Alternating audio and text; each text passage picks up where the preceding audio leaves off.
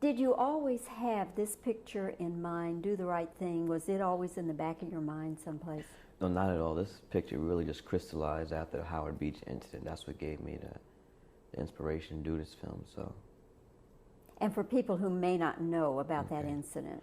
Well, the Howard Beach incident, this happened in December of 1987 when 3 black men coming home from work, their car broke down in the neighborhood of Howard Beach, which was in Queens, New York. They walked around looking for a phone booth and they found this pizzeria. They went in there where they got jumped by a gang of white youths. They got chased out of there with bats and tree limbs, and one of the men, Michael Griffin, was chased upon a highway where he was hit by a car and got killed. So that gave me an inspiration to do this film.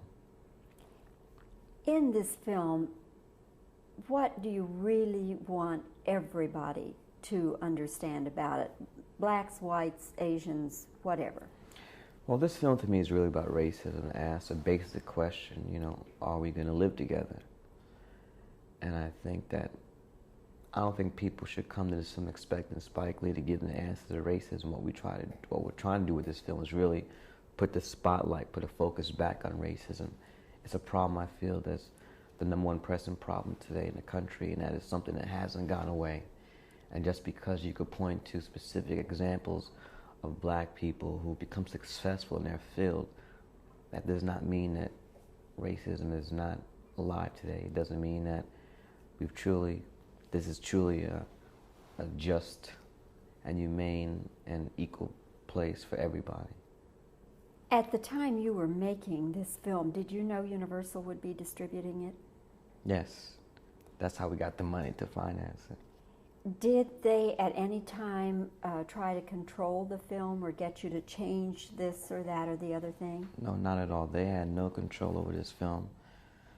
As far as the creative part of it was concerned, any studio is going to make suggestions, and I'm not an idiot. I mean, I take suggestions from crew members, from the gaffers on the set. So if it works, I'll use it. If it doesn't, I won't. But they never tried any strong-arm tactics on me. They really couldn't, because I have a final cut in the film.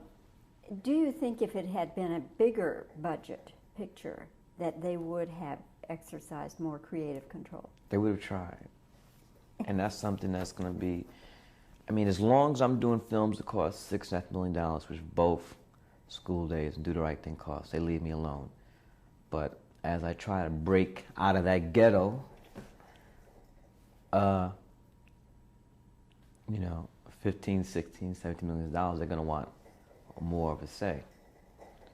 So then it comes down to what it always turns out to be, a fight.